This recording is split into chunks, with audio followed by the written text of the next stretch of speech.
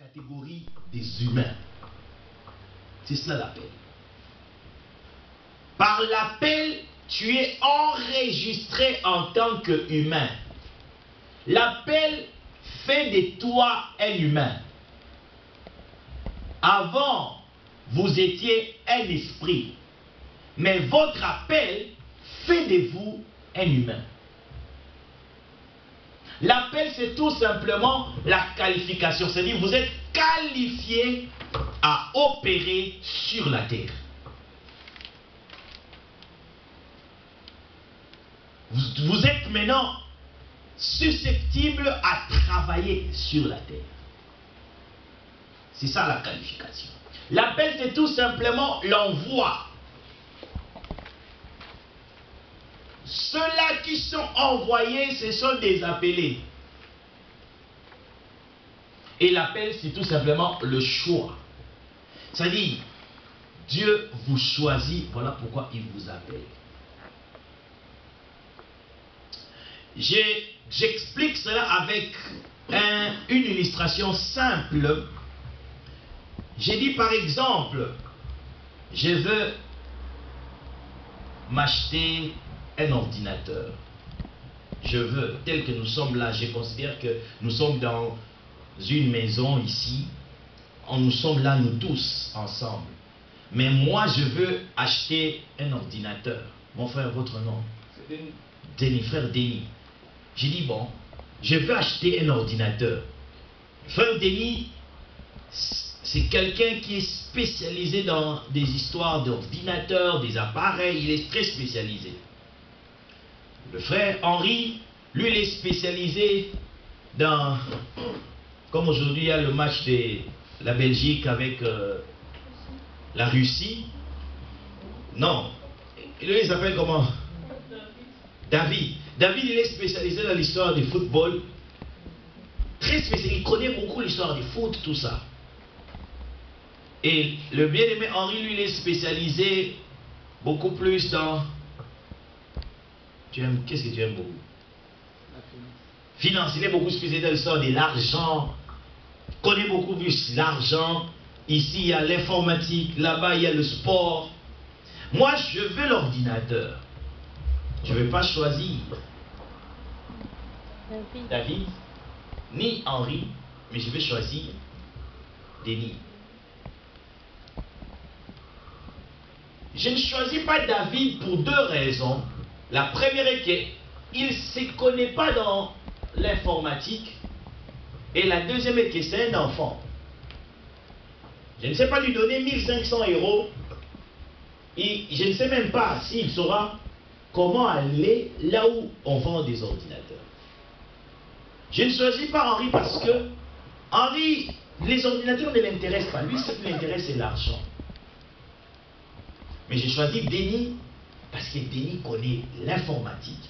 Il sait que si je vais avoir un bon ordinateur, eh bien cet ordinateur doit avoir telle capacité, doit avoir tel giga, tel système d'exploitation. Il connaît toutes ces choses. Alors, j'ai choisi maintenant Denis. Pendant ce temps-là, nous sommes nous tous ici. Et je le choisis. Après l'avoir choisi, je lui donne l'argent. J'ai dit, Denis, voici 1000 € ou 1500 €, allez-y m'acheter l'ordinateur. Alors, que fera Denis après? Il prend l'argent, il fait quoi? Il sort, il part acheter. Après là-bas, il part, je ne sais pas dans quel, comme il s'y connaît de tel magasin qui vend des bons ordinateurs. Il va aller, je ne sais pas dans quel magasin, il trouve l'ordinateur, il achète, il vérifie que ça c'est un ordinateur de bonne qualité et il m'amène l'ordinateur ici. Eh bien, ces parcours-là, c'est le fait de le choisir, de lui donner l'argent et qu'il puisse aller acheter l'ordinateur et revenir. C'est ça la vie. C'est cela la vie. Le royaume des cieux, ou le ciel, l'invisible, c'est là où Dieu est. C'est là où Dieu manifeste ses besoins. l'appel, pour que l'appel commence, j'ai donné l'autre fois les phases de l'appel. Les phases de l'appel.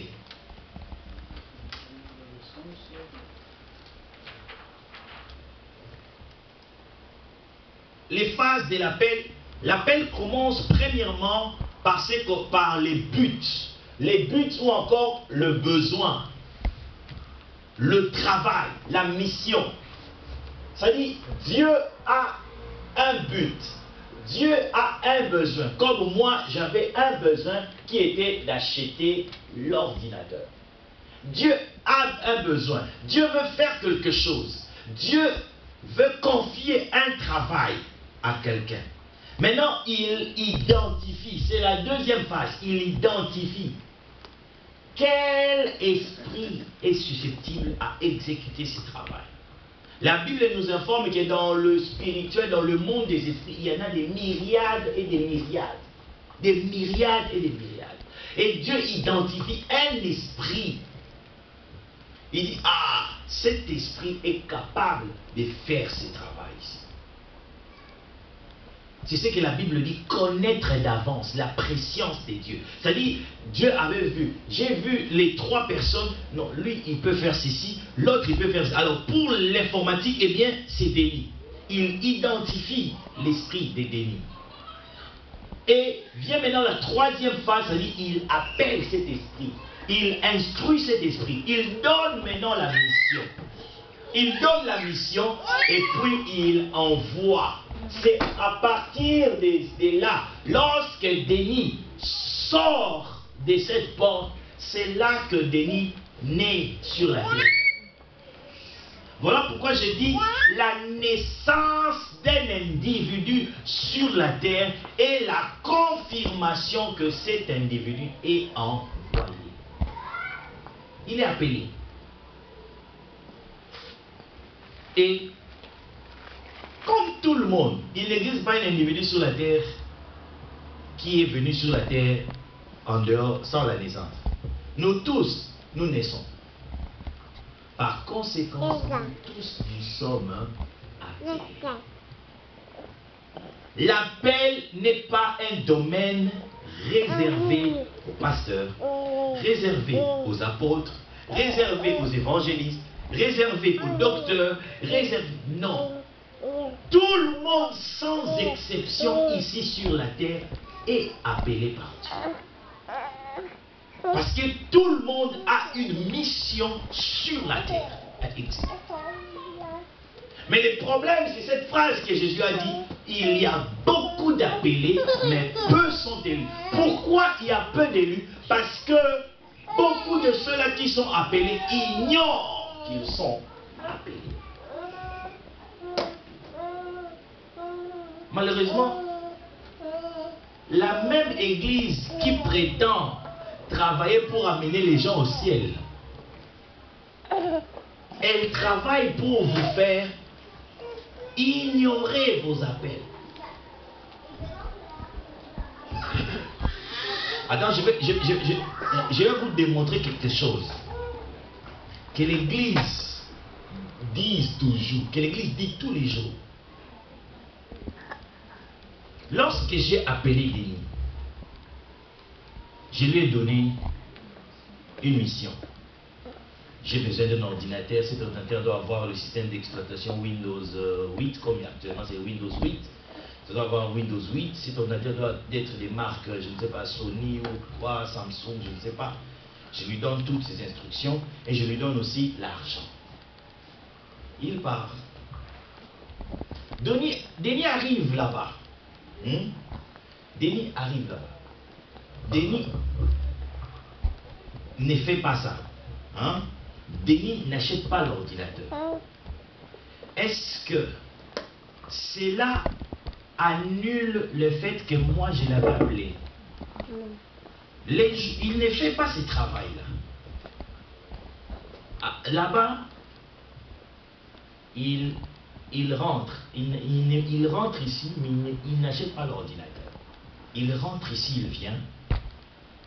Qu'est-ce que moi je vais demander à Denis? Où est l'ordinateur? Je ne vais pas demander à Denis, qu'est-ce que tu as fait là-bas? Comment tu t'es comporté là-bas? Je ne vais pas lui demander tout ça. Je vais seulement lui demander, où est l'ordinateur? C'est ce que Jésus nous a parlé dans la parabole de talents. Il dit, un roi appelle ses serviteurs. Il donne à celui-ci 5 talents. Et puis il part, il leur laisse travailler. À la fin, il leur demande, il dit, je vous ai laissé travailler. Qu'est-ce que vous avez fait avec les talents? Et celui qui avait travaillé 5 talents, il a amené 10 talents. Il dit, eh bien, voici, j'ai gagné 10. Celui qui avait gagné 2, il dit, voici, j'ai gagné 2 autres. Celui qui n'a pas gagné, le roi dit, tu vas tuer mon fils. C'est-à-dire, à la fin, les jugements derniers dont on parle souvent, ah, Dieu jugera le monde, Dieu jugera, ne consistera seulement à ce que Dieu vous a dit le jour où il vous a appelé. Les jugements ne consistera pas, non, toi, tu as menti.